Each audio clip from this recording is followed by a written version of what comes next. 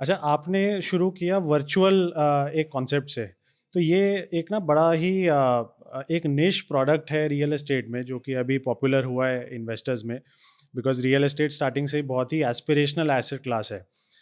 हर कोई इसमें इन्वेस्ट करना चाहता है, बट हर कोई कर नहीं पाता है बिकॉज ऑफ मैनी रीजंस।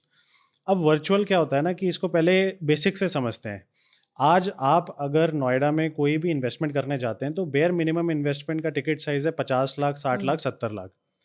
अब कोई एक लड़का जिसने अभी जॉब ज्वाइन हुँ, करी है, उसका अच्छा पैकेज है, वो भी चाहता है कि मैं रियल एस्टेट में एंटर करूं।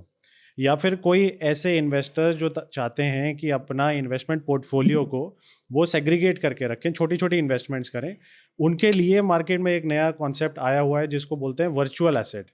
अब वर्चुअल स्पेस एक ऐसा स्पेस होता है किसी भी प्रोजेक्ट के अंदर जो कि अनडिमार्केटेड होता है, अनआइडेंटिफाइबल होता है, और एक बड़े पोर्शन का एक छोटा सा टुकड़ा होता है। सो आप मान के चलिए कि अगर एक फ्लोर प्लेट है किसी भी प्रोजेक्ट में 5,000 स्क्वायर फीट की, उसमें से आपको 100 स्क्वायर फीट दे दिया जाएगा।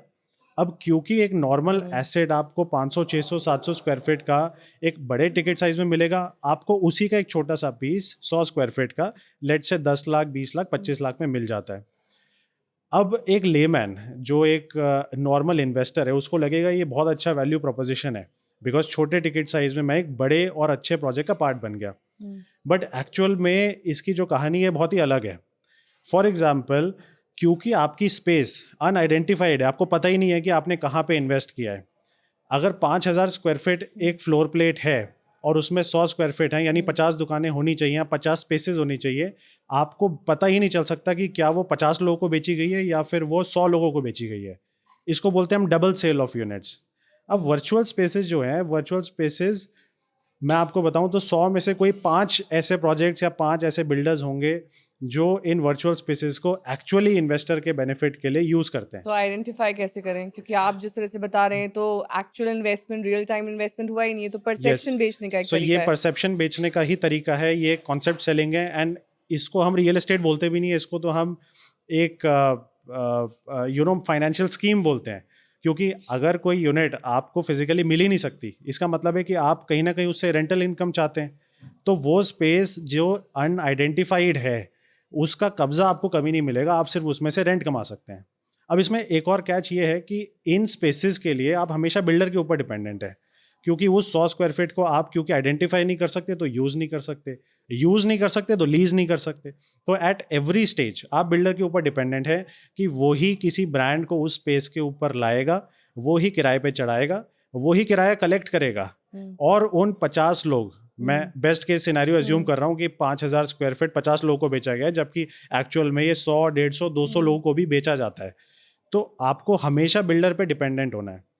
और इसमें एक और चीज़ का ध्यान ये रखना है कि क्योंकि आप बिल्डर पे डिपेंडेंट है, तो कल को अगर बिल्डर के ऊपर कोई भी फाइनेंशियल इशू आता है, तो सबसे पहले जो लोग इफेक्ट होते हैं वो ये वर्चुअल स्पेसेस वाले हैं। बिकॉज वो सबसे ज़्यादा वल्नरेबल हैं, उनके हाथ में उनका एसेट है ही नहीं। ऐसा कोई रियल लाइफ़ एग्ज़ाम्पल आपके पास आया जिसमें ये जनरेशनल शिफ्ट ऑफ इन्वेस्टमेंट तो दिख रहा है, ख़ास तौर पे जिसमें आप स्टोरीज़ सेल कर रहे हैं और कितनी अच्छी स्टोरी सेल करते हैं उसी में आपका हुनर माना जाएगा। लेकिन इसमें रिस्क ऑफ इन्वेस्टमेंट कितना है, कैसे है और उससे कैसे बचें? देखिए, इसमें 3 तरीके के रिस्क हैं। सबसे पहले तो जो मैंने आपको बताया, लिक्विडिटी का रिस्क है। आपकी जो स्पेस है वो आपके पास है ही नहीं, वो हवा में कहीं आपकी वर्चुअल स्पेस है, तो आप उसको अगर बेचने जाएंगे तो वो आपसे कोई क्यों खरीदेगा। तो सबसे बड़ा पॉइंट है कि वो लिक्विडेट ही नहीं होता। आपने पैसे तो लगा दिए, बट आप कभी उस पैसे को कैश आउट नहीं कर पाएंगे। या तो वो ऐसी स्पेसेस हो जो मैंने आपको बताया, 100 में से कोई 5 या 4 ऐसी इन्वेस्टमेंट्स जो एक्चुअल में लीज्ड आउट हो और अच्छा रेंट दे रही हो, बट वो बहुत हुँ। ज़्यादा कम है। और इसी में बिल्डर की नीयत पे भी बात आ जाती है कि क्या वो इन वर्चुअल स्पेसेस को मिस यूज़ कर रहा है, या एक्चुअल में वो चाहता है अपने प्रोजेक्ट को अच्छा बनाना, अच्छे हुँ। टेनेंट्स को लाना और एक एस्पिरेशनल इन्वेस्टर्स को उस प्रोजेक्ट में एंटर करवाना। हुँ। दूसरा इसमें रिस्क ये है कि कैपिटल अप्रिसिएशन बहुत कम होता है। जैसे आप देखेंगे वर्चुअल स्पेसेस कुछ प्रोजेक्ट्स में, अगर मैं नोएडा की बात करूं, तो आज भी वर्चुअल स्पेसेस के नाम पे बेच दिए गए हैं, बट उसमें कोई टेनेंट नहीं आया। तो प्रैक्टिकली अगर ये कोई नॉर्मल यूनिट होती तो हुँ। टेनेंट ना भी आता तो आप उसका कब्जा लेके, जिसको हुँ। हम हुँ। हुँ। लॉकेबल यूनिट भी बोलते हैं, ताला चाबी वाली यूनिट बोलते हैं, हुँ। उसका कब्जा लेके आप खुद यूज़ कर लेते, या आप किसी को किराए पे चढ़ा देते। अब वर्चुअल स्पेस में क्या है कि आप उसको कभी लीज आउट खुद से तो कर ही नहीं पाएंगे, और अगर बिल्डर ने नहीं किया या फिर बिल्डर ने प्रोजेक्ट बना के वो मूव हो गया एक नए प्रोजेक्ट पे, तो उसके लिए कोई मोटिवेशन नहीं बचा आपकी यूनिट को लीज करवाना। तो राइट। ये एक और टाइप का फाइनेंशियल रिस्क है। सेकेंडली, जो मैंने आपको बताया विदाउट नेमिंग द प्रोजेक्ट, बहुत से प्रोजेक्ट्स ऐसे हैं नोएडा में जिसमें इतने बड़े स्केल पे फ्रॉड हुआ है कि एक एक यूनिट को 10 बार बेचा गया है।